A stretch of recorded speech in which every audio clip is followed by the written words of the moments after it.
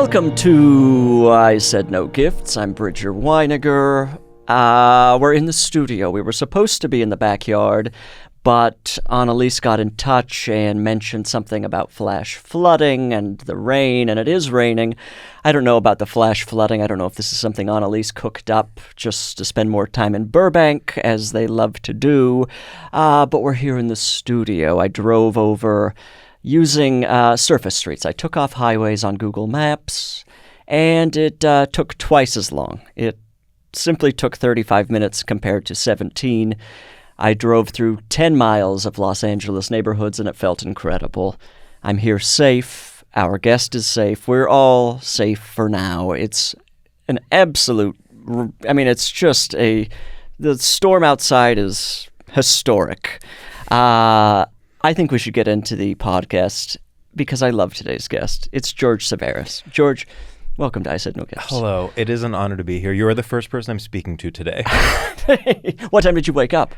I woke up at a normal time, 8 maybe, but I'm in an Airbnb by myself. Mm-hmm. Actually, I did speak to the person that I ordered coffee from. Okay. And I went up to him right after a woman that went up to, this is just a normal coffee shop, and she went up and she goes, "Do you guys have just water?" And I just thought it was such a beautiful Los Angeles statement. Do we know if she was thinking of she wanted a cup of water? She wanted a bottle of water? I think she ended up getting a cup. But it just was really such a we've become so complex in our specialty drink orders that it's now gotten, it's like horseshoe theory, where it's now actually the most insane thing you can order is just a glass of water. Is the base of everything. Yeah. It's like how I get dairy milk with my coffee, sorry. Oh boy, we can get into that too. And so, but there was a time, now that Trump is back in office, dairy milk is legal again. But there was a time when you actually had to ask if that was even offered in some places. Right. So I had to become the girl that's do you guys have just cow milk? What is your order? My order, actually, I'm now just drip coffee whole milk, which is the most basic. It's borderline Republican. It's like diner. I'm just an all-American cup of coffee. I don't feel like that is borderline Republican. I feel going super extreme. If you have more than 4 words in your order, I think you're closing in on conservative voter territory. It's tough because basically what I have slowly realized, in the same way that skinny jeans went from being gay to being straight to being or whatever, to being almost truly Republican. Yes. Everything that used to be a sign of hippy dippy, New Mexico liberal or whatever is now RFK coded conservative. It's the weird, spirituality, chiropractor. Yes. Everything has just become a complete muddy mess. Exactly. It's impossible to tell what anyone is at this point. And so it's strange. I was thinking about sorry, I promise I'm not someone who talks about politics this much. I keep This is a politics podcast. No, I'm actually going to stop. This is the last thing I'll say. Welcome to Pod Save America. This is the last thing I will say. But when Tim Walz, remember him? When Tim Walz's thing was they're weird, we're normal, I was this feels like a real shift. So our thing as the left is that we're normal. That's that is our official talking point. That cannot end well. And honey, it didn't. It simply didn't. But it's kind of true at this point. Yeah. At least, or maybe we're just boring. Yes. Maybe that's the word we should be describing. Which again can't be the messaging. No, no one wants to be known as boring. I think the word he should have been using is pervert. Yeah. We should have been labeling them pervert. That's kind of what weird was code for. Yeah, and then you're sort of it's tough because obviously the stereotype is gay people are perverts, and now we're no longer perverts. No longer perverts. I'm a pervert. Well, same, and that's the thing. It's how much ground are you willing to cede? Right. To prove that we're normal. Yeah, and I don't know that there's even a model of normal at this point. I know.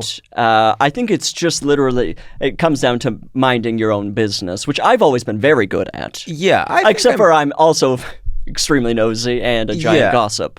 I know. How do you feel about the like reclamation of gossip as like no longer bad. Like, don't you think there's like this thing? It started with people being like, gossip is feminist because it's like whisper networks. The truth is being told, and the truth is being told. It's getting out somehow. And I feel like then that became almost like cliche, and now I don't know where we stand with gossip. Well, it's weird with gossip because I think there was this giant drought of it during COVID when we were so separate from each other. Totally. Whenever I would have a friend come over to the house, it was like news of the world. You were just desperate to hear anything about any other person, and it was so electrifying. Yeah. And now it just feels like it's almost entirely conversation. There's nothing else to talk about. I think it's also because still nobody's ever working. We're never in an office with each other. Yes. So like what used to be like this spicy thing during the day is now you're still kind of desperate to hear it. And it's almost always, I mean, it doesn't make you a better person in any way. No, it doesn't. I still love to hear it. It's better than small talk. Yes, but it almost is just essentially small talk. Yeah. But that's kind of all anyone wants to hear anymore. Have you heard any gossip? I know. You know, for a while before it became public, I had heard about the Barack Obama Jennifer Aniston rumor, and I really was like, every time people would be like, "Do you have gossip?" I'd be like, "Boy, do I!" Like for months, and now I can no longer have that as. And then people are like, "Do you believe it?" And I'm like, "It's not about that for me." Like, well, that rumor has also taken on new life in other categories, which I feel like we can't even talk about. No, we can't. And they're not. Again, this also goes back to minding your own business sort of thing, where it's like, if I just knew Barack and knew Jennifer Aniston as people who were not public figures, do you not? Oh, they're great. You would love them. You would love Barack especially. They drop you off at the studio. Yeah. No, Jen always is driving me around. She was the person asking about water this morning. It's her guest room I'm staying at, my Airbnb that I was talking to you about. She actually needs some extra income, and she's been renting out her guest room. She's in this 2-bedroom. She has a housemate, and it's just them and the dogs, and it's always nice to be there, you know. She always has whole milk for me. It's tough times in Hollywood. Yeah. But it is one of these things where, like, if they weren't public figures, I'd be like, yeah, somebody's in an open relationship. I don't care. Yeah. It sounds like they're having a wonderful time. They're both great-looking people. Mm-hmm. But and then celebrity gossip is also kind of boring to me. I agree. Because I don't care. Has no effect on me whatsoever. I might as well be talking about fictional characters. Here's a question for you. Do you care more about gossip that's like cheating interpersonal marriages, or gossip that's more like professional? This person, like, you know, got a book deal but didn't submit a draft, like that kind of thing. I'm more interested in professional, and they're just generally a bad person or bad behavior. I agree, and I actually think that is the more moral type of gossip. Absolutely, because I do it. Yes, and well, of course, but then also the other type of gossip, to think cheating and like non-monogamy is scandalous, you actually have to have conservative family values. You have to essentially have the brain of a child. Exactly. It's like you just don't understand that relationships are complicated. Everything is complicated in that way. Yes. Whereas the other sort of gossip, it's like if you're acting like a shithead, it's pretty cut and dry. You're just being a bad person, and I love to talk about it. Or if you're like, see, now there is so much gossip I would love to talk to you about right now. There are like certain specific things I've heard about recently. I recently heard someone who wrote a terrible book got a $600,000 advance on it. Oh, no. And I've been telling everyone I know. Oh, can you say their name and we could beep it? Or is this just something we can talk about after the podcast? You know, I wonder if it's someone you would know. It is actually a fellow podcaster, but not a fellow comedian. So it's not someone in our immediate community. But I'm sure... Okay, can I say it and then we'll beep it? Well, I mean, on Sam, your co-host... It's podcast. Sam Taggart. Famously, his is the only episode of the show we've beeped another name. Really? So we might as well have it be matchy. Ooh, okay, yes, let's beep it. It's... Oh, interesting. Yep. Oh, what a shame. It would be iconic if then you just didn't beep it, and then this random person that I literally have never met in my life was like furious at me because I said their book was terrible.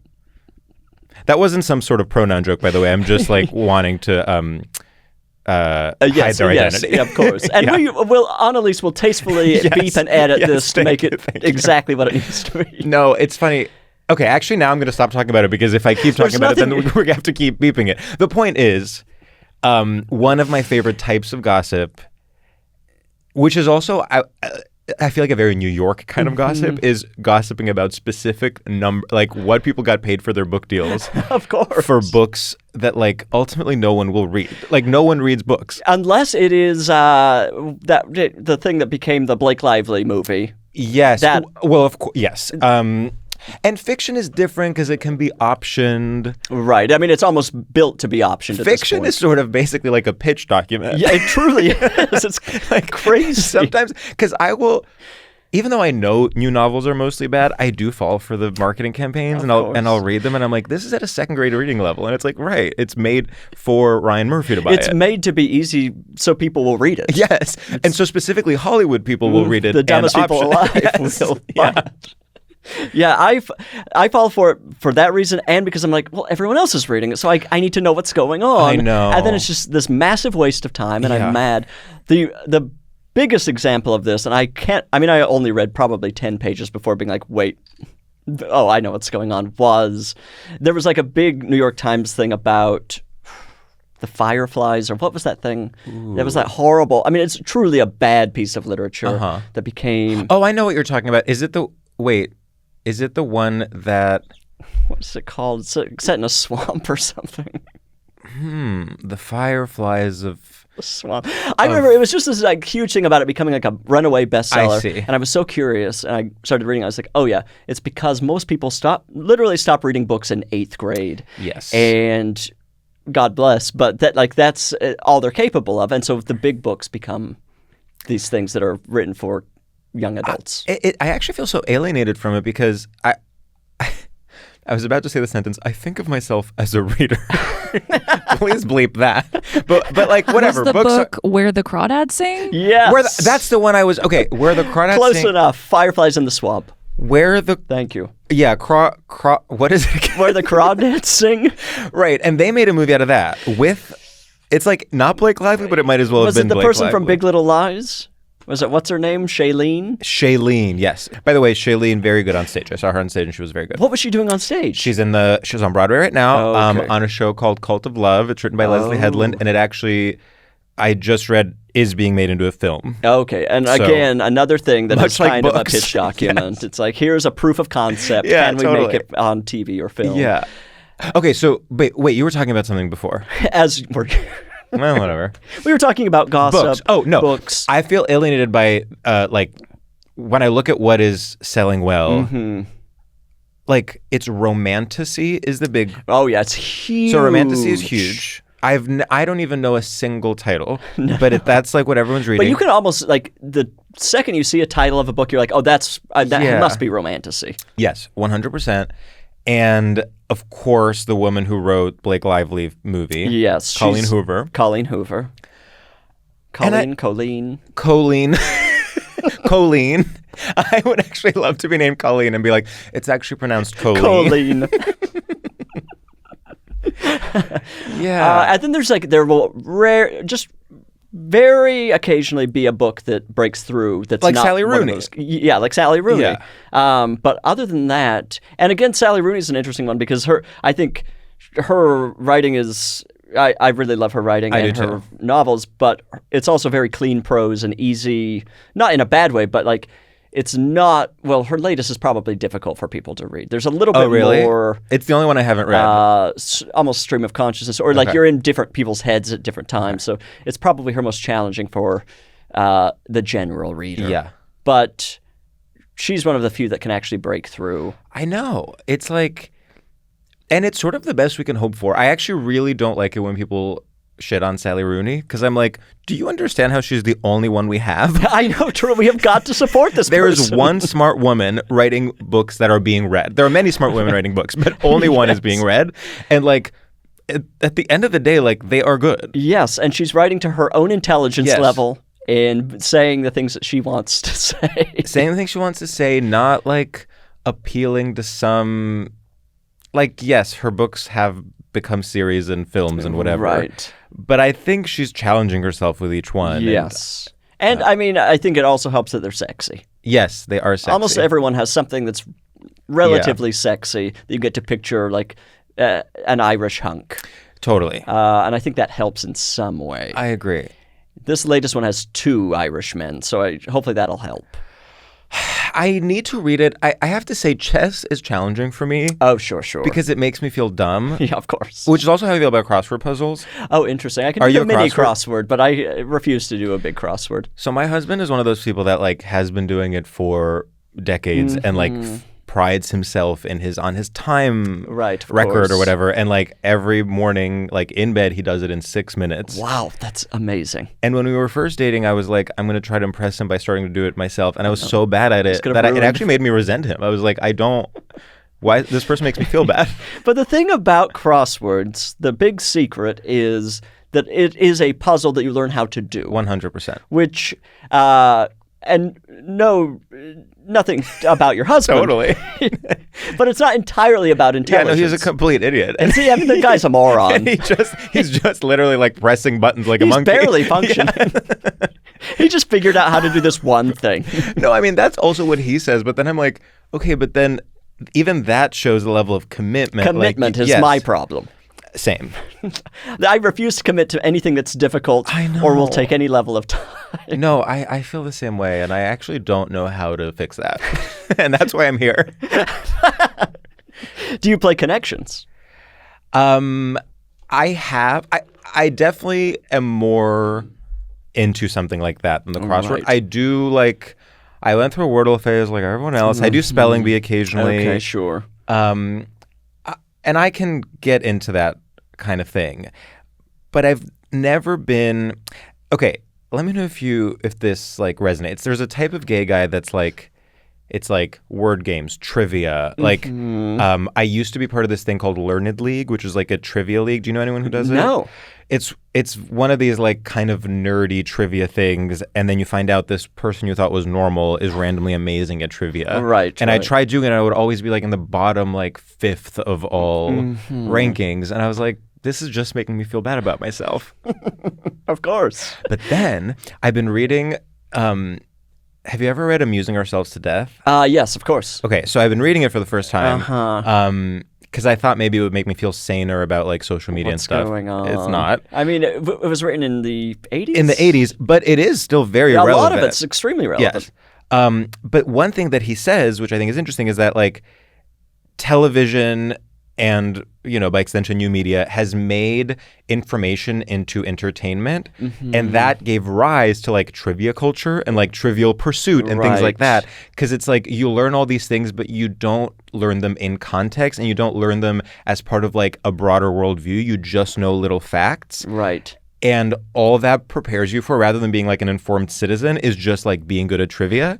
And so that made me think like, oh, so it's actually like flop to be good at trivia. Like, so I'm actually the smart one for reading reading, let's say like a couple of books where I learn about a topic in depth, but not having broad trivia knowledge. And the people that know trivia are basically, amusing themselves to death per Neil Postman. There's nowhere for that information to go for them. Yeah. They have no actual skills. They're essentially worthless to society. Totally. Except for they're kind of fun at parties or really annoying at bar trivia night. Yes, 100%. I mean, I will say, well, I won't say that this for all people who are really good at trivia, but a lot of people I know who are good at trivia are largely deeply unpleasant people to be around. Well, it extends to other parts of their personality. Yes. Because it's like it's a sort of, you gotta be number one. Yeah. And it's very gotta catch them all, but with like pieces of information and with everything. And I don't know. I used to think of myself, for example, as someone who like knew about the Oscars, and then you meet other gay guys and you're like, oh, forget it. Fucking Christ. Like, I just knew that, like, you know, Juliette Binoche won for The English Patient. Wait, no. No, that is not. Wait, that's not Juliette Binoche. Is it? I feel like you're exposing both of us. Is it Kristen Scott Thomas? That seems closer to me. It's Kristen Scott Thomas. Binoche must have won for something. She definitely has. Did she win for Chocolat? Maybe. Wow, this sucks. She was great. I do actually know about the Oscars. I know so little about the Oscars. I mean, I have a very hard time, for whatever reason, my brain cannot consume celebrity names. Sorry, English Patient. English Patient. What'd you say? Did I say English Patient? I feel like you said it. What other patient could you have possibly said that? I don't know. All right, go ahead. We're beeping all of that. Go ahead. There's going to be it's going to sound like a flash flood warning to the listeners. Totally. Just large Amber Alert. I don't know anything about, I have a very hard time holding celebrity names in my head or celebrity facts, even about celebrities I really love, and I don't understand why. I think that it's whatever I learned by the age of let's say 27 is really burned in there. Yes. I certainly can't learn about any of the new ones. The other day someone was trying to talk to me about Brianna Chicken Fry. Do you know, does that resonate with you? I have no idea who this is. It is apparent. I can't even get into it, but it's apparently a Barstool Sports podcaster who used to date a country musician, and they've had drama that is on the front page of every tabloid. And everyone somehow knows about her. Is Chicken Fry her real last name? It is not her real last name, but it's a name she I think maybe people called her that, and then she reclaimed it, and now she's Brianna Chicken Fry.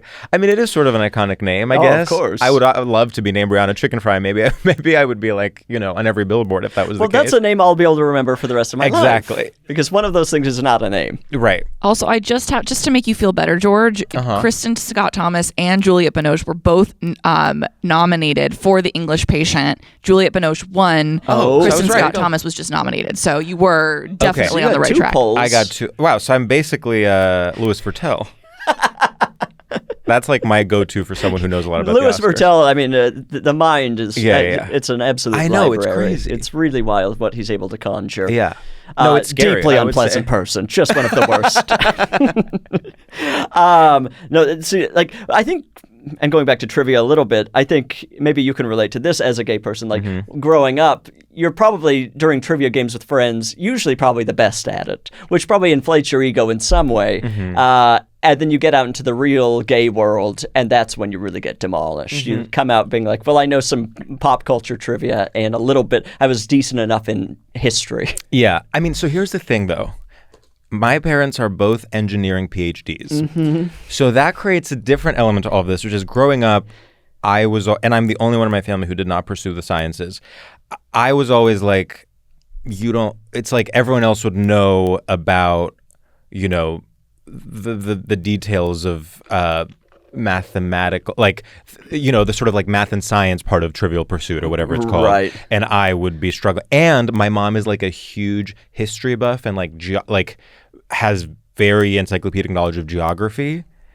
And so she would shame us for not knowing country capitals and stuff. So actually, to your point, I grew up being very insecure that I didn't know that stuff. And I'd be like, well, at least I know who won the Oscar for The English Patient. And then as soon as I graduated from being with my family to being around gay people, I also felt insecure about not knowing enough about Juliette Binoche. So I've actually never felt confident. I've never felt self-confident about trivia. Yeah, I guess I try to avoid it at this point, and will just be very quiet during Jeopardy until I know an answer. And then even when I know an answer on Jeopardy, I don't really say it because then it's apparent that I didn't know any of the other answers. Yeah, no. So I'm just not meant for that world. I don't know where I'm meant to be, and hopefully I'll find it someday. Same. I mean, we're running out of time. I'm rapidly running out of It's crazy. I feel like I basically am the person I'm going to be until I die, and am I happy with it? Probably not. Right. I know. I go back and forth. Do you, when you wake up, are you we're on a good track? Currently? Yeah. That's a very good question. I feel like we're in such a period of, this is kind of a true answer, of what is going on anywhere. I know. It's hard to base where my life is in any respect. I agree. It's weirdly it's almost like a death of all context or something. Yes. Every move I make and every word I say exists in a vacuum. It means nothing. Yeah. It actually goes back to the weird versus normal thing. I'm like, what is normal? It's nothing. It's nothing. It's nothing. I don't even aspire to another person that I'm like, oh, that person seems pretty normal. Okay, so two things. A, exactly what you're saying. I don't aspire to anyone else's life or existence. Wait, what was the second thing I was going to say? Fuck. Damn. Okay, it's gonna come to me. Yeah, I feel like maybe outside of me, the two categories people fall into this point are either boring or psycho. Yeah. And so I'm like, well, I don't want to. What am I supposed to do? And I'm certainly not going to become my own thing. I know. So what's the third option here? Oh, I know what I was going to say. So A, you can't aspire to anyone else's life, and B, there are no leaders that you like. There are no like moral or even like rhetorical leaders, like in the way that like it used to be that like basically public intellectuals. Like who am I Okay, so all these crazy things are happening. Who am I looking to? Who's the Noam Chomsky? Yes, who will bring some comfort to this situation? And like. When you watch old clips of like a Susan Sontag or something, you're like, oh, people would turn on the TV and just watch this? Listen to the whole on prime thing? time? Yes. And now we have Brianna Chicken Fry? And the only reason we know about her is some other thing that she's not even famous for. Yeah. Like, what information am I supposed to derive from the Chicken Fry family? Yes, exactly. Or even like, at least you could be like, oh, we used to have like Jon Stewart. I mean, I know Jon Stewart is still alive, but it's like, times are different, okay? I'm not actually being comforted. As much as I love and respect Jon Stewart, right. I'm not actually being comforted. He went away for a very long time, and now he's come back, and I'm like, I don't even know it's a Pet Cemetery situation. Where I'm like, I don't even know. And also, I'm not going to watch a full episode of The Daily Show. What are we talking about? I'll see a random clip, and then again, going back to amusing ourselves to death, it's like, well, if I didn't know any of these people or any of the things they're saying, would it have any effect on what I'm doing right now? I'm so glad that amusing ourselves to death got like a big response from you, because it could have gone so easily in the other direction. I would have had to just like, so I see some tissue boxes on here. What should we talk about this? Yeah. It's a very good book. It's great. And there are a few like kind of rusty things you come across, but of course it's 40 years old or something. At this point. I mean, it's very funny to remember which things people had moral panics about. Like he loves. I'm on a chapter where he's talking about like religion on television and like televangelism, and it's like, oh boy, like you have no idea how bad it's gotten. Like, imagine him like. Introducing him to the concept of a mega church. Oh, he would have they're in arenas. Yeah, they're in arenas. Like bigger than rock concerts. It's crazy. Weekly rock concerts with, I don't know. Well, I feel like there's something else we should talk about. Ooh, what is it? I don't want to. I've been trying to delay, because I'm not comfortable bringing this up on my podcast. But you're here. I feel like we should just get through this as quickly as possible. I was excited to have you here today. I thought George will come on the podcast. We'll have, we'll catch up, talk about things that are important to us and the listener, and move on with our days. So I was a little shaken, borderline upset when you walked into the studio. The podcast is called I Said No Gifts. I feel like you must know that. You were holding a gift. I was, yeah. I sort of am so irony poisoned that I actually do the opposite of what I'm asked at all times. And so I thought, consider it like my edgelord tendencies. I said, I'm going to fucking bring him a gift. When you're not on a message board, you're taking that behavior. I have a Reddit personality, I would say. I might not be good at trivia, but I am good at saying slurs on the internet. Can we take one moment, though, and talk about how Reddit has had such an interesting, for decades, I thought, horrible website run by men I would not listen to in any way. And now I'm crawling to it for any sort of real information. I know. It's kind of crazy, isn't it? It's humiliating for me. Yeah. Reddit is such a fascinating, part of the culture, too, because its influence spreads so far. Like, I'm a huge tennis fan, and I always think about the fact that Serena Williams is married to the founder of Reddit. I didn't know that. And it's like, it just goes, it's like, and also, I don't know much about him, so please don't come for me. But I'm like, compared to so many other tech CEOs and tech founders, he actually seems relatively normal and is married to Serena Williams, which is more than I can say for a good sign. Elon Musk. Yes.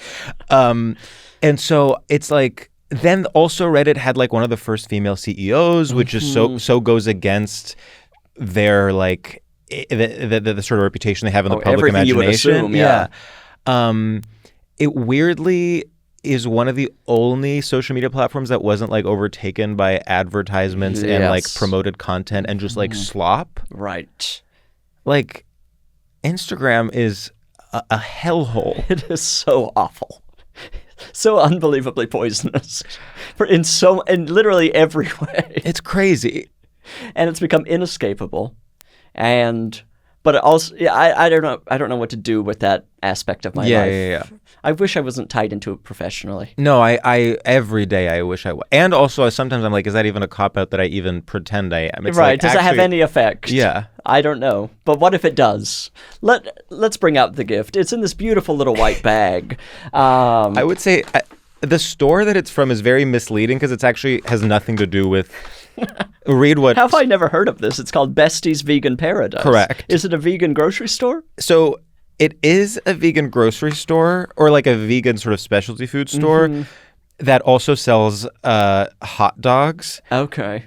But they also do, in fact, have non-vegan hot dogs. Oh. Which is strange. That's a huge line crossed. It's like, on the one hand, like... Obviously, it's great to appeal to more communities and to be inclusive, but don't call yourself a vegan paradise if you specifically do also have hot dogs, which are like not. Kind of one of the most like meat forward types of meat you can have. It's the most palatable vegan hot dogs and sausages. Vegan, like I feel like almost no one can tell the difference. Yeah. So why bother with a real hot dog there? Is it a cost-cutting measure? I honestly think it's that I think vegan businesses realize very early on that actually the vegan population is much smaller than they think. Right. That's got to be a rude awakening when you I really open do the doors. Think, yeah. So I think, and then hot dogs honestly are probably pretty cheap. Right. They already have the toppings. I'm sure the toppings are vegan. Anyway, I don't want to delay this further. The point is the gift has nothing to do with vegan or food. Oh, great. I hope it's just a non-vegan hot dog at the bottom. They also have like little knickknacks and stuff. Okay. I mean, it's a store in Los Angeles, so you know they're going to sell candles. Yeah. Okay, let's reach in here. And I try to go for maximum unwrapping potential. Oh, thank you. The listener appreciates that. I appreciate it. And it's especially crinkly, I would say, the paper. I know, I love this. I just don't even want to look at this. I kind of just want to pet the wrapping. Okay. And it's multiple parts. Okay. Oh, should I take them out in particular order? No. Okay. I mean, it's like it all comes together. Okay. So see, that's the most exciting part. This is kind of should I describe it yet? Sure. Like a little adobe house. Yes. With a ladder. And should we talk about this or should I keep opening? Keep opening. Okay. Keep opening. It's a little miniature house. Okay, yeah, it's a miniature house with a little chimney. It's apparently made in New Mexico, so it sort of has that like New Mexican vibe. Like what we were talking about earlier. Yes, exactly. Circling back to anti-vax. Yes, it's an anti-vax woman selling her wares, so that's the bottom. You can put it on top. Okay, like this. Okay. The one thing is it doesn't like click into place. Yeah, it does not click into place It at does all. not click into place, which I found interesting, It but almost- also more charming. Does it click into place at... No. I know because I tried in the store. And I had to accept that it doesn't. There is one more thing in the bag. It simply doesn't. It just makes it look lopsided. Yeah. It looks like the house is built on a bad foundation. But that's how you know it's, handmade. Authentic. Yeah. Okay. And So, then, so basically, is these this? are like incense that you put in it. That's what it is. These look like rabbit food. It definitely looks like or rabbit droppings. Can I smell them? Sure. I haven't. Do they smell good? They don't smell like anything Okay. else. I have a bad sense of smell, though. Let's see. I think they maybe will only smell when you light Once they're them. burned. Yeah, no, I definitely am not smelling swallowed. anything. Okay. So you yeah, put these at the here. I think you put them there. You can also cut them in half if you want, I was told. if you want to be thrifty. Yeah. It's Again, they don't click into Incensio de place. Santa Fe. Yeah, so it almost feels like a fire hazard. then, Totally, because yeah. sparks will be flying out of it. Yeah. Look at this.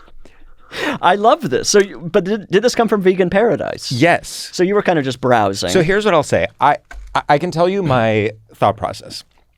I was like, obviously the prompt to get you a gift, to quote unquote not get you a gift. I don't know. Beep. All of that is beeped again. The prompt for a Lighter for you. Oh, there's a lighter. Ooh, let's Annalise, see. Oh my God. Should we light it? yeah, let's light it. I would love to see how it works. This is unbelievable. I didn't think we'd be allowed to light a. I mean, this could lead to some sort of disaster. I'm really not an incense type person. So, okay, so it's being lit. I think Do you just burn it a little bit? I think you burn it a little bit, and then it just starts. And then it just smokes? Yeah. And then that was enough? I just want to look into the camera. Yeah. Okay. And then it sort of comes out of the chimney. Then it'll come out of the chimney. How much do I need to burn it? I'm not seeing any smoke yet. Oh, I see ooh, now I'm burning my thumb, which is... Okay, let's see if... Damn. Maybe if I... Oh, but I smell it. You smell it. Do you? And again, Okay. It's almost like a cedar. Yeah. Cedar chip. I really want it to keep going, but... I know, same. I should not be allowed to use a lighter. I'm not a trained... I think just keep going for a minute? Yeah. So you just keep, just until it catches on fire, basically, and then... Oh, Annalise is trying to vacate the studio, essentially. I mean, Oh, there we go. There we go. Oh, here we go. Okay, it's on fire. And now it'll... This will all be... Great. Now blow it out. Oh, I blow it out. That's... Okay. Oh, there Ooh, drama. Okay, now... Oh, and now it's... Okay, that is stunning. There we go. Oh, and it's got the smoke. Yeah. It's a very cozy little place. Okay, now... And you know what? I know it doesn't click, but you've actually placed it in a really great way where it looks intentional, I think. Like, yeah, it's not... now isn't... Yeah, it's not lopsided. Now I'm starting to wonder if it's not supposed to click. I wonder if it's... No, it's definitely not supposed to click. But like almost on... Oh, as in like you want the smoke to just be coming out of I wonder if there's some sort of design element where they... That makes sense. I can't speak to lighting fires or how any of this works, but it looks intentional now. Definitely. I actually think it looks really amazing. Okay, so do you want me to tell you my thought process? Yes. So, the prompt is, wow, the smell is actually pretty overpowering. This is as close to a Joe Rogan episode as possible. I've got a cigar in my mouth. Yes. So I was like, all right, getting a gift, there's something that feels so desperate as a comedian to be like, what can I get that's so crazy? That's like, it's like, oh, I'm getting you like a giant dildo and like, or I'm getting like a nightmare, a big giant sombrero. Like, the instinct, of course, is to go big and to be either like borderline offensive or like so alt comedy that it's like, I got you a paperclip. Right. And then it's literally not a conversation topic. And so I was like, okay, maybe the most radical thing I can do is get like a cliche, faceless, completely lacking personality, like housewarming gift, like a candle, a picture frame, something like that. Right. So my intent, and I saw that this place had a whole candle section. I was like, I'm going to get him like a vanilla candle. And that'll be like, the joke is just like, it's so personality-less that it's like if your aunt that has not seen you since you were 4 came to your wedding and like brought you a gift.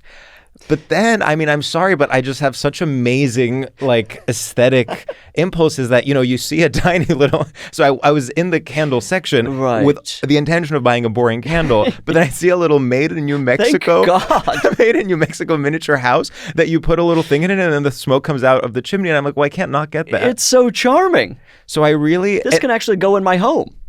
And actually, I completely shot myself in the foot because it's like, this is no longer funny in any way.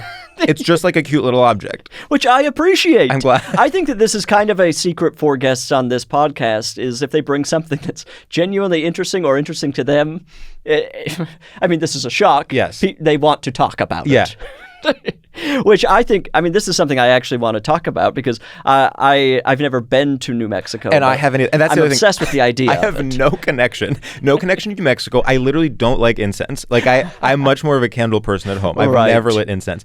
I don't know anything about like ceramics. Like this is a completely foreign object to me. And yet I'm looking at it now and I'm like,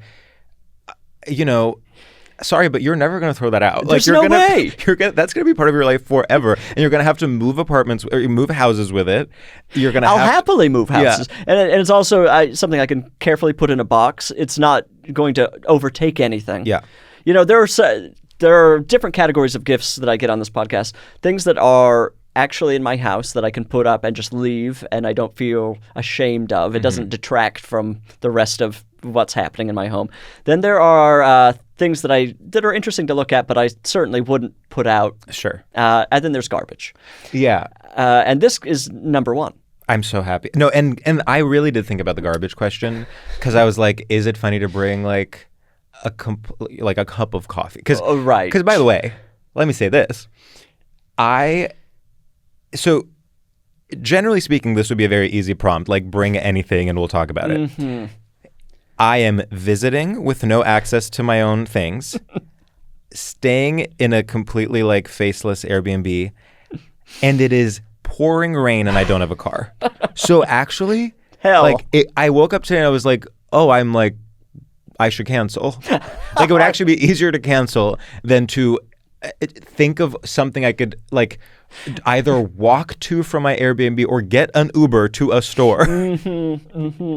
No, that's this podcast for me obviously is not that difficult of a thing. Sure. But I think about when there's any level of homework or anything for a podcast, I have to think about it. The way I spin out is unbelievable. It's like the only thing I care about in my life for the week leading up, just trying to think of the thing. And so I try to just ignore what my guests have to go through.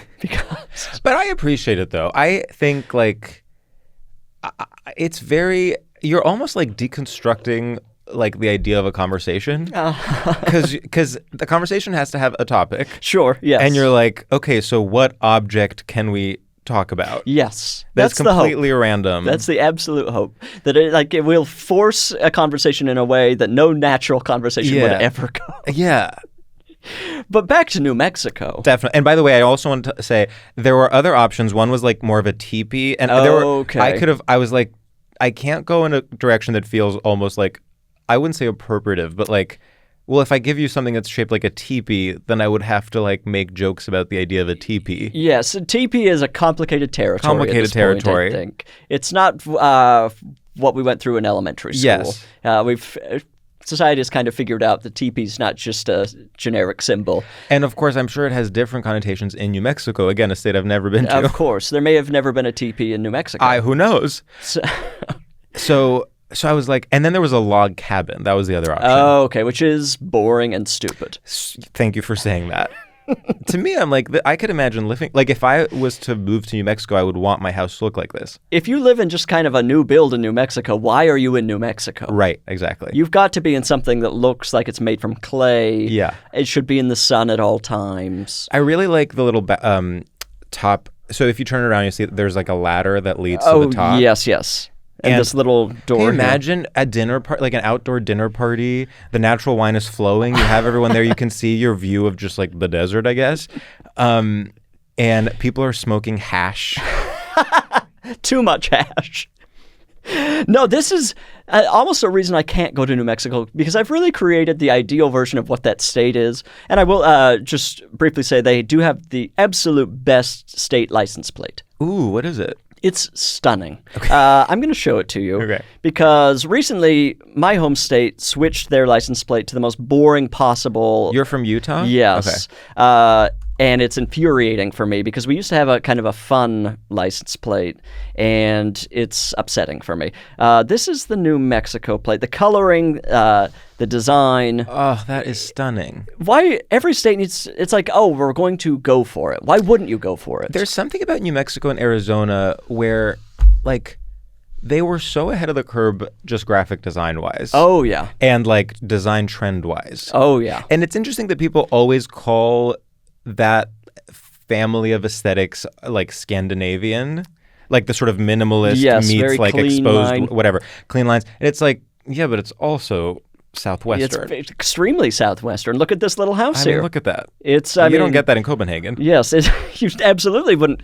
You can't be out on the deck in Copenhagen. You cannot be out on the deck in Copenhagen. Maybe for a week, a year. Oh my God. When I went to Copenhagen, I've never been more ignored in a gay club in my life.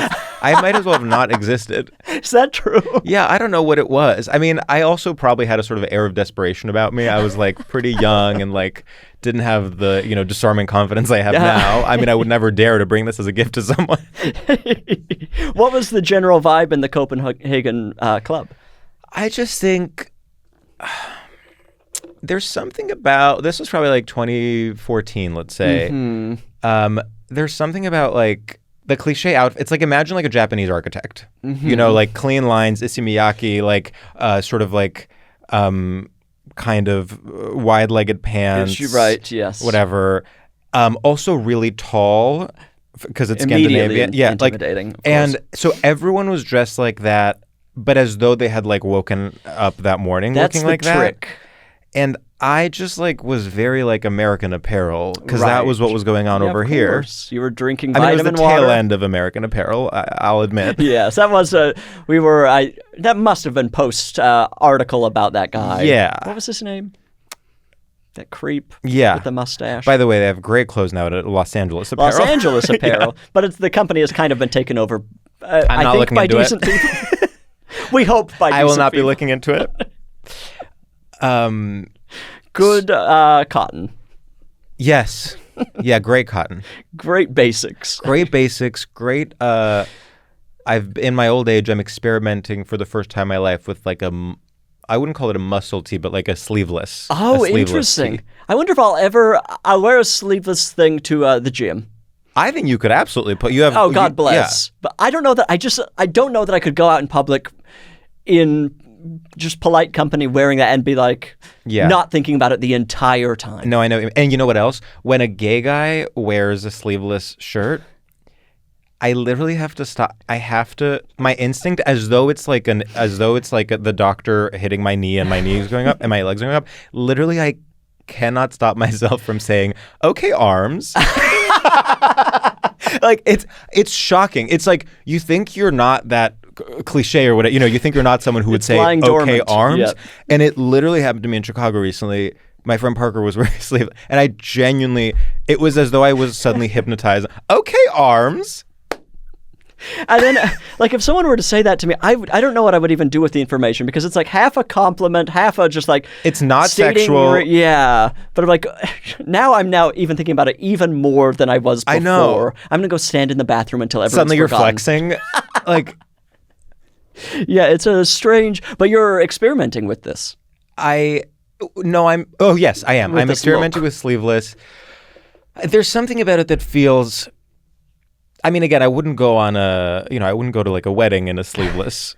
I very much am against red carpet, vest only on a red carpet or something. Oh yeah, it simply has never worked. I don't care how many. It's not. You will look back and feel bad about wearing that. And also no bare chest under blazer. Just wear a shirt. No. And sleeves. Because it's just that's not clothing. Yeah. It's not accepted you would not wear that to the grocery store. No. And I know that the red carpet and grocery store are different things, but they are both in public. It's also clearly you're wearing it to show off your arms, but it weirdly actually makes you look less.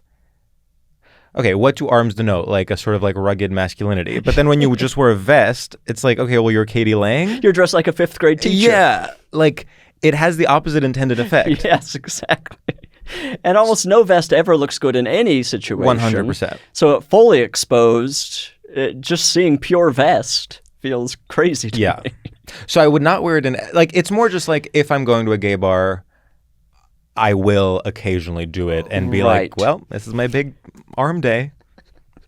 I'm actually I'll let you in on a secret. I'm going to do it on Friday because I packed one and I'm going to some sort of gay party on Friday. Oh, okay. Which you're invited. I'll tell you about it. It feels completely appropriate. Yeah. And I'm going to show up in the same thing. Yeah. Yeah, I feel that maybe that's a place to kind of try it out. Yes. Get comfortable with it. And actually, in that context, you're the conservative one because everyone else is shirtless. Yeah, everybody's or in a vest with nothing under it. Yeah, it's just being fisted. Exactly. This is every gay party I've ever been to. Yeah, it's I'm Tim Walls being well, I'm normal. I don't know about you freaks. Exactly. Yeah, yeah, the other thing, this is, I guess, just the existing in general thing is the amount of thinking about myself I'm doing is simply not what anybody else is doing. Yes, that's very They true. might just glance and be I mean, I guess if the shirt looks good, they think, oh, that looks good, and they move on. Yeah. They didn't think about the days of planning you had and putting it in your suitcase and being I'm going to do it. Totally.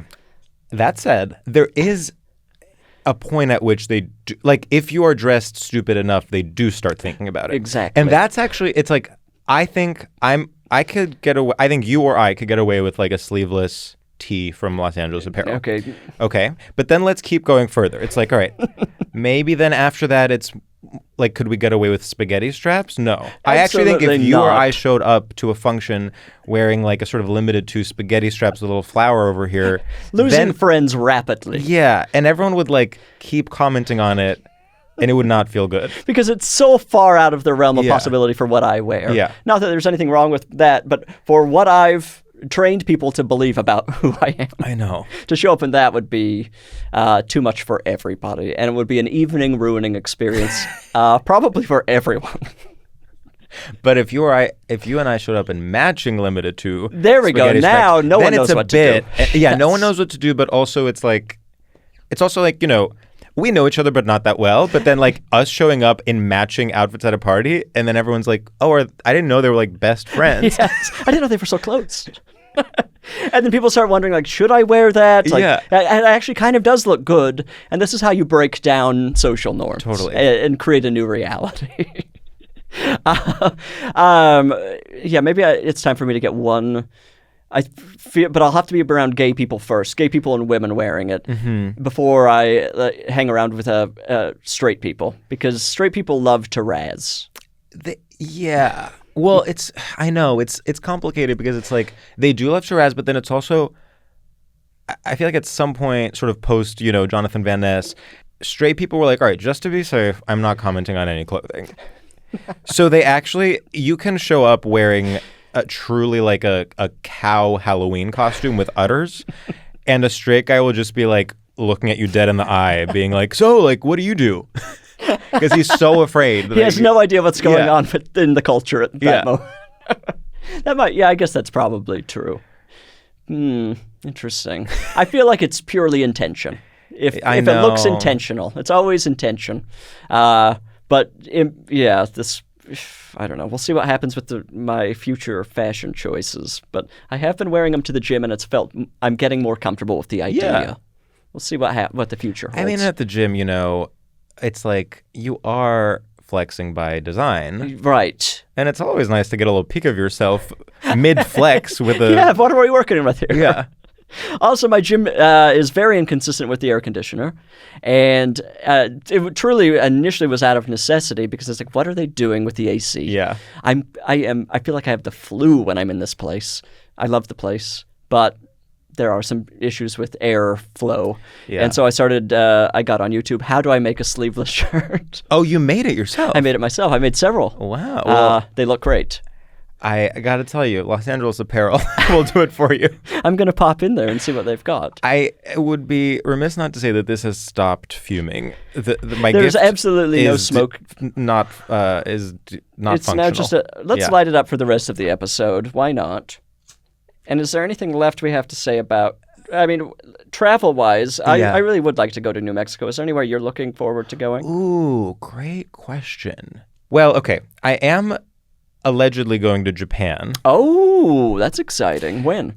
Allegedly in the fall. Okay. We have not planned it yet. This would be our honeymoon. Oh, how exciting. But like a year after we got married. Okay, sure. The reason I'm being hesitant about it is because every single person I know is going to Japan.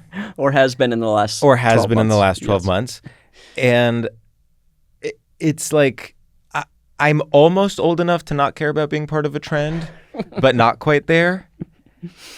And it feels crazy to be like rolling your eyes talking about Japan because it's literally the most expensive trip I will ever take in my life. So I do need to be like excited and ready to go. It's very funny to me talking about travel as trendy because it's know. Like, a country that's existed since forever. Well, this is the other thing. Oh, what a fad. That's going to blow over. Well, exactly, which is how I feel about it's like when I went to Mexico City, I was like, you guys, this is what you're going to? Like, you're all just going here to, like, go to, like, vintage stores that sell, like, Rolling Stones t-shirts? And it's like... The vintage stores in Mexico City, by the way, are extremely expensive. Yeah, I was shocked. I just want to say, there's no right way to say this, so I will try my very best. Mexico City, as curated by gay guys in Brooklyn and Los Angeles, is a completely overrated sham. Obviously Mexico City more broadly is like a beautiful historic city, outstanding. And like I think it's like a lovely place to visit, great food, whatever. when you get one of these Google Docs where all these fucking fashion people and like random people that are like music producers or like, you know, randomly work for like Andy Cohen or whatever, there are millions of these Google Docs and people will not be shy about sending them to you. They all have the same exact recommendations. You go to those places, you're like, are you fucking kidding me? My secret, I went with a straight man who spoke Spanish. Well, there you go. You have incredible experience. No, you actually have to go with a specifically straight man who is Mexican or at the very least speaks Spanish. Yes, he's spoke Spanish and loves Mexico in general. So it felt it was two gay men and a straight man, and the two gay men didn't care what we did. So we just got to follow the lead of this person, and it was a perfect trip. But what you're describing is hell. It's hell, and I actually we ran into multiple people we knew from Brooklyn, and I was like, I was humiliated. You're not in Mexico. Like, are you kidding me? And then we were like, what have you guys been doing? And they just mentioned the same places that we were going to go to from the fucking Google spreadsheet that like Anthony Porowski created. The last person in the world I want dictating my travel. Oh my God. So Japan could happen. I mean, that could happen to you in Japan. So this is my big goal, is like I really don't want it to happen to me in Japan. Right. So do you have goals within Japan that you want? We really have not started planning it yet, but I actually am this close to like looking into a travel agent, because I read an article in the Wall Street Journal that said that Gen Z is reinventing travel agents. I've been saying this. We took them for granted for so long, and then the internet collapsed, and you no longer can count on yourself. Or the Google internet. Docs. Right. None of that matters anymore. You need somebody who actually knows. Yeah. So I want I want like a Japanese woman who's maybe 47 years old. You have an extremely detailed profile of this person. And I want her to have already had a career in Japan as like something cool, like a museum curator or something. And then, she got married, maybe got married to an American, had profile kids. Of a sperm donor. Yeah. And was like, you know what? I love the art world, but it's gotten so toxic. Like I need a second act. And she, through her experiences I actually am loving this person I'm describing. Through her experience in the art world and traveling and Basel and all this stuff, she actually has really developed amazing taste in food, culture, whatever. And so then she was like, what if I become a travel agent? I know all these wealthy people from the art world. They can be my first clients. This is like, and that's how she sent her 3 kids to college. Japanese travel agent, reach out. Yeah, exactly. She exists. She's got to be out there. Of course. There's something within that ballpark. She head to toe comme des garçons. I can picture her. It's like, so I really need her to reach out. Do you have cities in mind within Japan?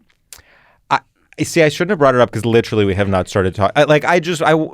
I think because we are obviously using money people gave us for this. Oh, right, it's like, of course. It's the first time in my life that I feel like I can really... You can go for it. Go for it. Yes. So I don't have any sense of the geography, but I'm like, if we can do multiple cities and do like 2 or 3 days in each, and we can really like book like 2 weeks of travel, like it'll be the first time in my life that I'm doing anything that ambitious. Right. The travel agent is writing all this down right now. Yes, exactly. Thank you so much.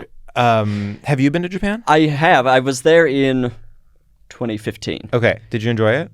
Hated it. Wow. I'm kidding. It's like funny. I'm very anti-Japan. I've been so careful about like my review of Mexico City, and now you just hate the entire country of Japan. No, I mean, it was unbelievable. I'm sure that's what everyone says. It was kind of this experience of like, I left and I was like, oh no, I've ruined going anywhere else for the rest of my life because that's the only place I want to go. It was, everything was just wonderful, endlessly fascinating. The food was so good. It was not as expensive as I expected. Getting around was so easy. There are just so many different parts of like Japanese culture and entertainment that like, I was there for 10 days and I saw, the smallest thumbprint of all of it. And I went to Tokyo and Kyoto, and I was alone, and I was just wandering around, and it's the only place I've ever felt safe completely just being like, I can get lost and it does not matter. Well, that's great to hear. I mean, it really is one of those places that again, it's an entire country that is one of the most, like, one of the literally most populous countries in the world. And I keep being like, yeah, it's just like everyone says it's a great place.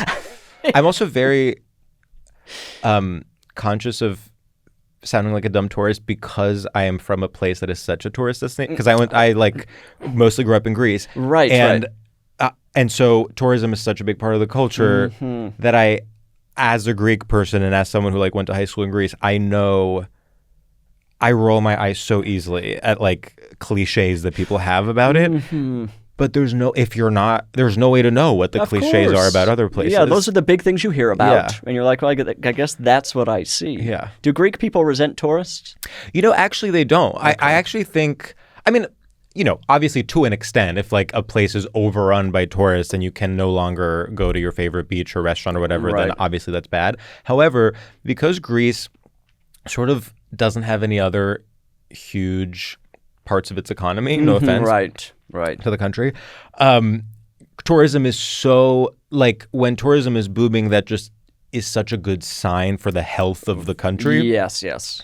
And so I think Greek people, like, especially compared to, Italian, French, like other places where maybe there's more scoffing at tourists, I actually think Greek people are incredibly hospitable and, like, really go out of the way to learn English and hospitality is really seen as like a serious industry and whatever. So yeah, it's sort of like shipping and tourism are the only two industries. Right. Those are the only things you ever hear about. Unless you're like lucky enough to like own Faye. Right. Of course. Which is huge, It's one of the biggest. Yeah. That's a crazy success story. Insane. And it is. People sometimes ask me like, oh, surely Faye is like an American. It's like, that's not what Greek people eat. I'm like, no, it is. Like, you can find that in grocery stores in Greece. Yeah. No, it's like the number one. Wow. Yeah. Like that's what I grew up eating. Wow, that's amazing. Yeah. How long did you live in Greece? I lived in Greece for most of my early childhood. Then we moved here for like 6 or 7 years. And then we moved back when I was 13. So okay. I went to high school there. So it's sort of like, it bookended my experience in America. But then because I lived such formative years here, I feel pretty American and like, don't have an accent. What part of the U.S. did you live in? New Jersey. Oh, okay. Yeah. Fantastic. Yeah. Oh, definitely. Yeah. It was so amazing. I have no problem with New Jersey. It's just, to me, it's so like, I lived in like suburban New Jersey, almost imagine Connecticut. Not as fancy, obviously, but like that was the level of suburbia. Just sort of like adjacency to country clubs, sort of a commuter town for New York City. Like my dad worked in Manhattan. Right. What city did you live in? I lived in, it was in Morris County. Okay. We lived in New Providence and then Chatham. Okay. If that means anything to your listeners. My boyfriend's from Lyndhurst. Do you know where that is? No. It's near Giant Stadium. Okay, cool. So that's my one little thing. I do feel a connection to people from New Jersey. Okay. And like, there's something about New Jersey that is so perfectly like normal to me. Mm-hmm. I'm like, okay, well, you're from the East Coast, but you don't have the like specific waspy New Englandness. Right. But then you're also not like a New York City kid that like that there's some money flowing. Was literally doing coke at 4 years old. Right. It's just sort of, and it's like obviously it's like a blue state, but it's not like, so you're not in San Francisco or something crazy. It's a little, as far as I guess as far as LA goes, it would be like growing up in, I would say, maybe Arcadia or Alhambra. Sure. Close enough, but like far enough away from. Honestly, even people who grew up in the Valley, I find are so normal when I meet, because they're like just far enough away. Mm-hmm. I guess I'm just thinking of Kirsten Dunst. Well, I don't know. But we all love Kirsten. Yeah. She does seem like a good egg. Yeah. Let's say it. No, I've never heard a bad thing about Kirsten Dunst. It's like, can you imagine if, what would the rumor be? Like, I would love gossip about Kirsten Dunst. Right. I feel like it would be like she wants to go to dinner too often. Yeah. Or one of my favorite things about Kirsten Dunst is that she endorsed Bernie Sanders and then he immediately dropped out of the presidential race. That's rough. And no one remembers it. And I actually one time looked through her Instagram and I think she might have deleted her endorsement. Oh, no. Is she embarrassed? She was just like, it was so funny because she clearly came from a good place. I think she, earnestly supported him. And she like posted a little tile and she was like, #feel the burn. And then he like dropped out immediately. That's a rough feeling. I know. Anytime you support something and then it falls apart, you're a little like, where do we go from here? Yeah. Let me ask you this. I feel like, and this has been brought up almost exclusively by me on this podcast multiple times, but the pronunciation of gyro. Oh my God, you know what's funny? I was just listening to your episode with Katya and you were talking about it with Katya. Oh, okay. And I feel like you're the first person that comes close to being an expert on this. It's just, I mean, it is gyro. It's just like with a Greek accent, it would be gyro. Right, like a rolled R. Yeah, like... I've tried to spread the gyro, word. Yeah. It just, I feel like I'm shocked by how far gyro has spread. It's actually one of those things that is like a never-ending conversation somehow. I'm trying to think of another... It's like how people pretend they hate the word moist or something. Oh, right, like, I have been hearing about the pronunciation of gyro for legitimately my entire adult life. And I'm like, don't you guys like... Didn't you guys at some point just learn how it was pronounced and move on with your lives like you did? Like it's very confusing to me. And people really plant their flag in gyro, which is like obviously that is not how a Greek word would be pronounced. In what way? That said, it's like, I don't know. For example, why is the university called Notre Dame? That is psychotic. That one has gone too far. But everyone just knows, like, you say Notre Dame if you're talking about the church, and Notre Dame if you're talking about the university. Well, Notre Dame, and then Notre Dame. I feel like there's a the French take it even further. Yeah. But I feel like Notre Dame, it was somebody who had an axe to grind pronunciation. Totally. So I, when we lived in New Jersey, because my parents were foreign, there were like little things that I like didn't understand and like, sort of would step in it sometimes because we didn't speak English at home. And one of them actually was, I had heard someone pronounce it Notre Dame. And I was like, okay, so in America, that's how they say those words. And then I was separately talking about the church. And I was like, so yeah. And then like we were in Paris and we went to Notre Dame. Oh. And then suddenly I sound like a fucking loser that doesn't know how to pronounce it because I thought that that's how you say it in America. You shouldn't have to hold both things in your brain. And I think I even like learned that difference like in my like late 20s. Anyway. Well, there's a thing about like if you were at one of the football games and you said I'm going to Notre Dame games, people would be like, "Oh, look at Mr. Books over here." It's like, well, fuck off. Who cares? I'm from Europe. But gyro, for whatever reason, haunts me to this day. Totally. No, it is. I mean, and it's like, yeah, you could go up and say like gyro, but it would be. Now we're going why too would far. you do that? Right, like you would sound like nobody rolls their R in the United States. Right. I mean, in English. In English, yes. Yes, in American English. Well, I'm glad that we have kind of a final word on this. It's important to me. You know what's interesting to me? People talk about gyro all the time. People don't care about how you pronounce tzatziki, which to me is a much more difficult, like, TZ together. Right. I guess it is more phonetic. It's like you literally pronounce it tzatziki, but like... Wait, so what is the actual Greek pronunciation? Tzatziki. Tzatziki. Yeah. And I would say like tzatziki. Sure. But well, people have a difficult time. So my real last name starts with a TS and I change it to a C because no one can people have a hard time with TS and TZ, which appear in Greek a lot. Right. And so how would you say your name in Greek? With a Greek accent? C. Like it would just be like, my real last name is Civeris, and then I shortened it to... Oh, wow. So it was like Civeris, and I was like, all right, Civeris. Okay. But like there's a very successful tennis player named Tsitsipas. It's like Tsitsi-Pas. Right. And it's like, forget about it. Like, you think John McEnroe is going to pronounce Tsitsipas? Not a chance. No way. Not in the heat of the moment. Yeah. Oh, well, whatever. Yeah, totally. I just needed an official pronunciation on that. I think it's time to play a game. Okay. Unless we have anything left to say about adobe houses. I'm sort of like... It's beautiful. A picture is worth 1,000 words. And a clay sculpture is worth even more. Thank you, Vegan Paradise. Thank you, Vegan Paradise. Great hot dogs. Did you have a hot dog? Not this time around. Okay. Wait, can you actually remind me what their actual name is? It's Best Friends or something? Let's see. Oh, Bestie's Vegan Paradise. I do actually want to shout them out because I've stayed at this Airbnb before, and it's one of the places that's like walking distance from it. Okay. And I do really like their hot dogs, and they have a great selection of like fun snacks and treats and stuff. Oh, that's good to know. And it really is run by like an authentic, kind of like funky vegan guy. Okay, I like that. And kind of Greek colors, white kind and of blue. Greek colors, yeah. Interesting. It all comes back to you. Yeah. We're going to play a game called Gift or Curse. I need a number between 1 and 10 from you. 7. Okay, I have to do some light calculating to get our game pieces. Right now you can promote, recommend, do whatever you want. Ooh. Okay.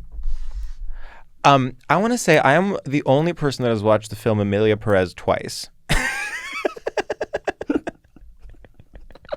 And it was kind of by chance. So the first time I watched it, I was in a hotel room in Toronto, and it had just come out, and I felt like I should be part of the conversation. And so I had sort of taken an edible by myself and watched it on my own, and I was very taken aback by it. I did not particularly think it was a good film, but I was kind of glad that I saw it.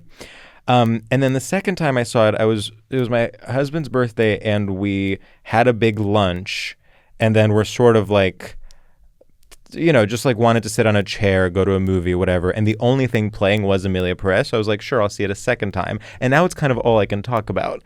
And I, again, would not necessarily endorse the film. I don't think it's a great movie, but I really want it to be a larger part of, I want lines from it to be part of the conversation more so I can reference them.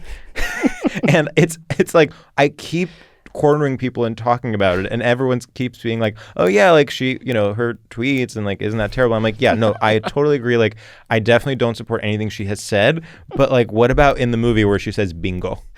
Like, why are we not talking about that? Because that's iconic. And also, the first time I saw it, I thought Zoe Saldana was great, and I still do. But the second time I saw it, I think I was primed because it was after the scandal to really pay attention to Carlos Sofia Gascon's performance.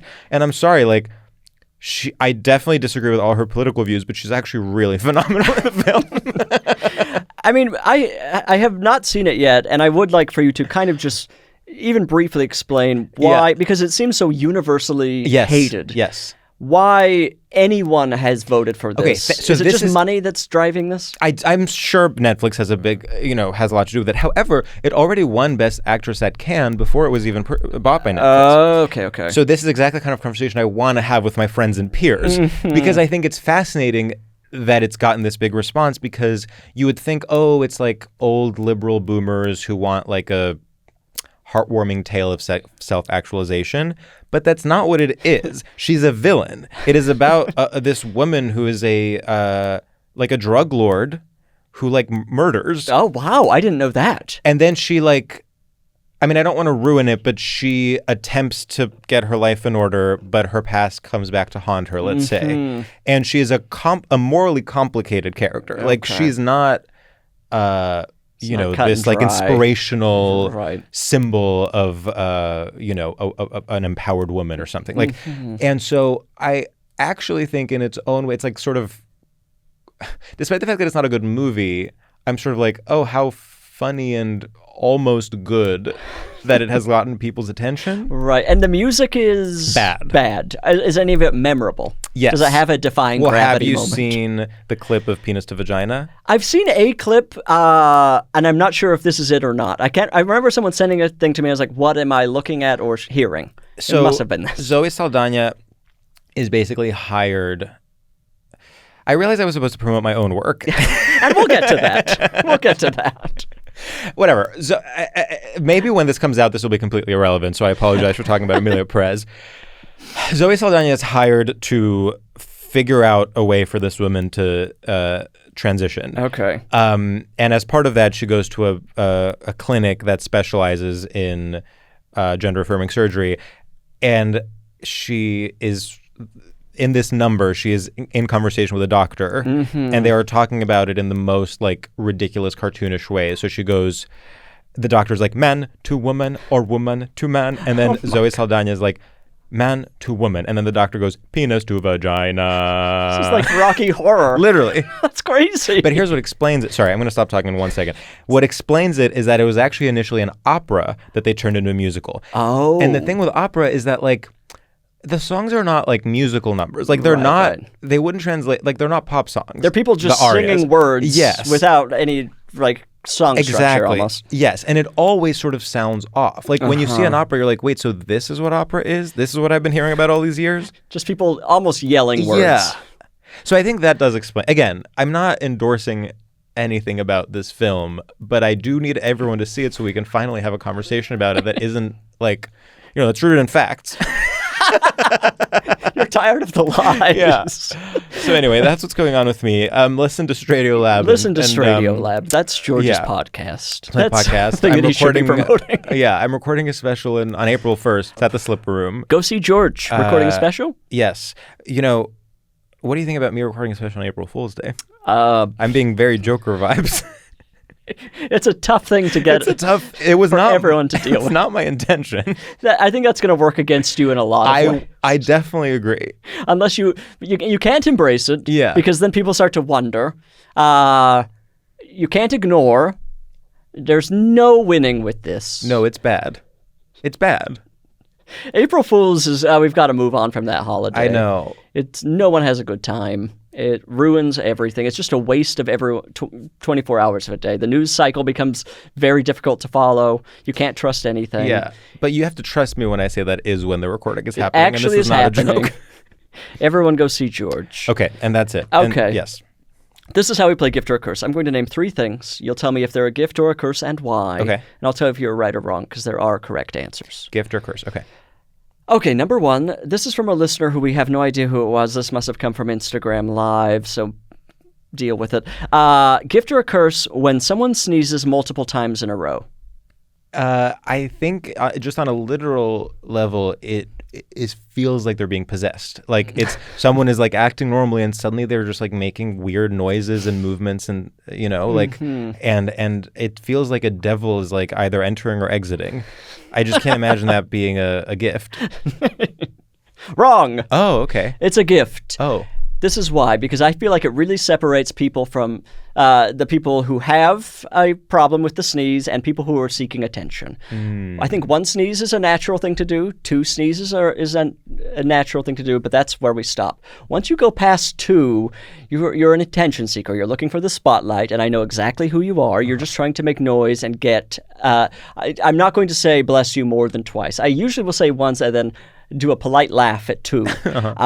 3, I'm getting annoyed. So then what's the gift about it? Because I know if somebody's doing 3, this person didn't get enough attention from their parents at home. It's a gift for you because you can judge them more accurately. Yes, I can absolutely separate people from they had some dust in their nose and, they don't, they need to do stand-up. Right. Okay, so wrong. Number 2, this is from a listener named Megan. Gift or a curse saying... TLDR in a verbal conversation. Oh, I think curse. And I really don't like... It really is one of my big pet peeves when internet language makes its way to the real world. And like, I see this with myself, because I can't resist doing it. And I really think that it should be punished by the government. Like, we should all be wearing little dog collars. And if you say... Honestly, any cliche, you should be hurt a little bit. Obviously, cliches are part of life, but like, I think just a little punishment, just like when you eat something really unhealthy, like you get diarrhea or something. So you learn. Yeah. So your body becomes aware of. Yes. So that's how I feel. But correct. Oh, okay. Curse. I mean, it was difficult for me to even say it to present this information to you. That was I don't think I've ever actually heard this said aloud. I mean, I've heard other internet slang and this sort of thing said aloud, and it's never not been unbelievably grating, and I've lost respect for whoever said it. I can't imagine any scenario where someone says those 4 letters in my face. For so many, I just don't. It is the most excruciating behavior, and it's something we're going to just have to deal with for the rest of our lives. Yeah. Okay. Here's a question for you. And I'm trying to think of my own answer to this. What currently would you say is like the number 1 thing you hate hearing someone say, like in terms of cliches like that? Oh, that's a very good question. I know what mine is. Let me think for a moment here. You tell me, and then maybe it'll spark something for me. I think mine currently, and this can change, is we love to see it. Oh. It really bothers me. And what is it that I don't like about it? Like, as a tick, I often will say it is what it is, which I don't love about myself, but I can't unlearn it. And one time a close friend of mine was like, one of my biggest pet peeves is when people say it is what it is. And I was like, oh, fuck. And so I get it if it's something like, I think sometimes you just like, these things go inside of you and you can't escape them. Yes. But there's just something that is so meaningless about we love to see it. And weirdly like not quite sarcastic, but almost like cruel. And like it's like I just said something and then someone's like, oh, we love to see it. Oh. It's like, are you making fun of me? Right. What does that mean? Yeah. I think part of the problem with that particular phrase, and I think there's like a whole category of those, is they came from nowhere. Whoever's saying them, it has nothing to do with their actual personality or how they speak. Yes. It's like they read it on something or heard it on a podcast from someone who read it on something, and it does feel like a tick. It's just like a thing that you can't control, and it's not even slang. I don't even know what category of useless language that is. It's like internet language. I hate it so much. But it's a sort of, I don't know where you stand on LOL. Like within saying, text. Oh, sure. Were you ever? Did you ever use it? Yeah, of course. Okay, I've never used it. You've never used LOL? Maybe once in my entire life. I remember very early on being like, that looks stupid. I would just say ha ha ha. Yeah. And what I'm really shocked by is when people who are like decades older than me will use an LOL, and I'm like, what's happened to society? But I could never naturally type LOL. Do you do LMAO? No. Maybe I've probably done both of those ironically at some point. Yeah. But I never go to those. I go to ha ha ha. Which is the more respectful option, of course. And of course, LOL comes with the baggage of like, sometimes you're basically like undermining your own, it's like, I'm almost there, LOL. Like you're just like undermining a statement you just made. And it's like, have some self-respect. Right. Okay, you've gotten one right so far. And this is the final one. This is from a listener named Martin. Gift or a curse, Rotten Tomatoes. Obviously, the obvious answer is curse. It's like, you can't rank or rate art. The only way that I think it could be a gift is Sam Taggart and I, my beloved co-host, we have this thing where we love 60% Rotten Tomatoes movies. I love to hear this. Well, keep going. So this is like it's like a classic example is Darren Aronofsky's Mother. There is, or Vox Lux is a great example. No one fact check what their actual scores are. And so in a weird way, because of how flawed and how much of a curse Rotten Tomatoes is, there's this weird, paradoxical, counterintuitive corollary where actually it does point you to interesting movies because those movies have as 50 to 60% on Rotten Tomatoes. Right. So, okay, I should give you a final answer. I will say, to be provocative, gift. I mean, you are wrong. It is a curse. Yeah. But everything you're saying right now is essentially exactly how I think. When someone tells me it got 100% on Rotten Tomatoes, there is no metric that is more meaningless in the world. Completely That agree. means if something got 90 to 100%, that means it's boring almost 98% of the time. It means it's just a nothing thing that everybody gave a B. Yes. The secret is between 50 and I would say upper 70. Sure. That's a movie that will be interesting and probably good. Yeah. Or it's not going to be a completely dull time. But I can't see another thing on the internet that says you have to see this 100% Rotten Tomatoes. I agree. We're on the same page. But I accept that I was wrong in my answer. You were wrong. Yeah. And you only got 1 out of 3. All right, well. So not even the 50% mark. Yeah, you're not. Everyone can trust this Rotten Tomatoes score. Damn. All right. No one's going to see you. Poorly played. I'm sorry. This is the final. Oh, Annalise, do you have yours? Annalise has a gift or a curse that they're going to present to us, and we both have to answer, and they have their answer. Okay. This is the fairest we can get on this podcast. Gift or curse. Irish goodbyes. Oh. Okay, I'm just going to go literal with this one rather than try to be, controversial. I think gift. I think just leave them wanting more. Leave when you're ready. I don't... the performance of suddenly having to give 17 hugs in a row, it doesn't do anything for anyone. I will say I wish it was socially acceptable to just go give one hug to one person that you were especially happy to see, but you can't do that. But I'll say gift. And I'm going to say curse because I love them. So it's the only option I ever want to use. And I know that some people aren't okay with you just vanishing, and some people will comment, and they're usually very irritating. But for me, it's become almost a disease in my life where I never say goodbye to anybody at the party. I'm just taking off, and it's almost given me too much permission to leave a party. I see. But I do love it so much. Annalise? It's a gift. They're a gift. I mean, at the end of the day, oh my God, I said the word. I said but at the end of the day, I can't say that. Okay. At the end of the day. Well, at the end of the day. That's another one of those buzz phrases. But it's a classic. It is a classic. You're getting buzzed. Yeah, your collar is going off. Exactly. So the way that I see it is that if you don't say goodbye, if you do an Irish goodbye at a party, the real friends of yours will understand. They will forgive you.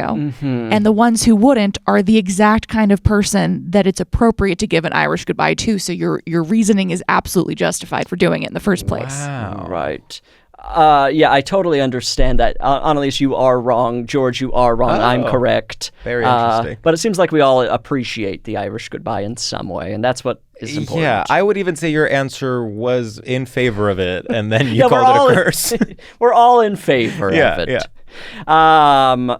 Okay, where are we in the... we have to answer a listener question. Okay. And I just want to say to the listener, please start writing in with questions other than things about what to give people. I'm so tired of giving gift advice. Ask me and the guest anything. I am ready to answer other questions. That said, let's answer a question. Okay. I said nogifts@gmail.com. Dear Bridger and guest, how do I deal with a mother-in-law who is a Debbie Downer? She knows how to turn any topic into a painful one. I can't invite her to our little celebrations. Is there a way I can steer her away from saying something that will shit all over our get-togethers? Any suggestions would be helpful. Thank you so much, Danny. So basically, Downey has this mother-in-law who sucks, who's causing trouble at all of the parties and just making everybody feel bad all the time. Is there something that she can do to keep her from ruining every event that she's ever been invited to? No. You think someone's going to change? People don't change. Get fucking real. And also, I'll tell you what else. There is no elegant way to be shitting on your mother-in-law. By the way, I don't say this from experience because I love my mother-in-law, but my mom does... My mom and my grandmother on my father's side, I just have different personalities. They are perfectly cordial, but like anytime you get into the space of basically doing mother-in-law humor, even when you think you're coming out on top, you are you seem like the mean one. You're the problem. Because you're mad at an older woman who has sacrificed so much. Right. And is, in fact, the reason you're married to your husband, Greg. And it's just one of those things that, like, if you don't like your mother-in-law, you gotta suck it up. Right. I mean, I will say the way I deal with somebody who is just a nonstop negative force, well, I feel like I fall into that category a lot of the time. But when I have somebody who will not stop, what I do is I lean into whatever they're complaining about and I go too far to the point that they have to be like, ooh, that's good. Oh, this seems bad. Yeah. And then, it makes me seem insane or horrible. But at least we're like, hopefully course correcting this person's behavior. Because they're like, oh, now I'm questioning my own opinions and what I'm doing because Bridger's going so far and so hard with this negative opinion. I mean, unless they call your bluff and they really just like get you lower and lower, and then you both are just like you're saying unforgivable. Yeah. I know, but it is obviously I get it, and to your point, I've also been that person, and I had to really it's still within me, but I had to unlearn, or I had to learn that like it's not inherently interesting to hate everything, right? Which I used to genuinely think it was.